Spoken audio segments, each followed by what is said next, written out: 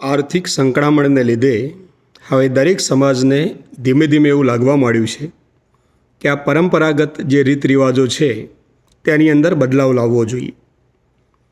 ખાલી દેખાદેખીના જે અમુક રીત રિવાજો છે તેને લીધે ધીમે ધીમે સમાજ ઘસાતો જાય છે, સમાજ એની અંદર ધોવાતો જાય છે. અને આ સમજ હવે દરેક સમાજની અંદર આવી છે. એટલે સમાજના મોભીઓ, સમાજના આગેવાનો ભેગા થઈને નવા નવા બંધારણો બનાવે છે, બંધારણો ઘડે છે, સમાજ માટેના નીતિ નિયમો નક્કી થાય છે, મિટિંગો ભરાય છે, ક્યારેક તો સોગંદો પણ ખવાય છે. અને આ બંધારણ સમાજની અંદર અમલ કરવા માટે મૂકવામાં આવે છે. 6 મહિના, 12 મહિના, વર્ષ 2 વર્ષ ચાલે છે અને વળી પાછું બંધારણનો ભંગ થઈ જાય છે.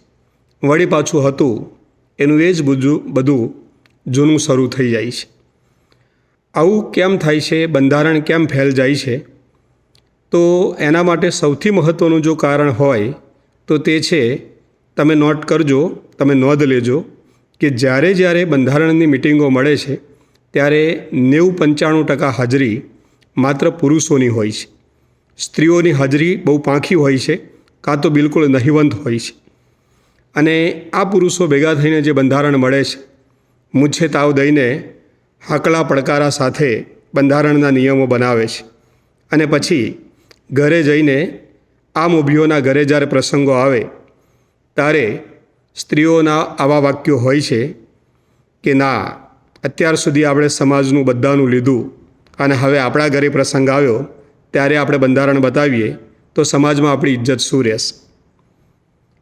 ઘરનો મોભી આ બધા વાક્યો સાંભળીને લાચાર થઈ જાય છે. સ્ત્રીના વાક્યો હોય છે, મારી તો એકની એક બેન છે, એના ઘરે તો મારે કરવું જ પડે, આની અંદર તમને સમજ ના પડે.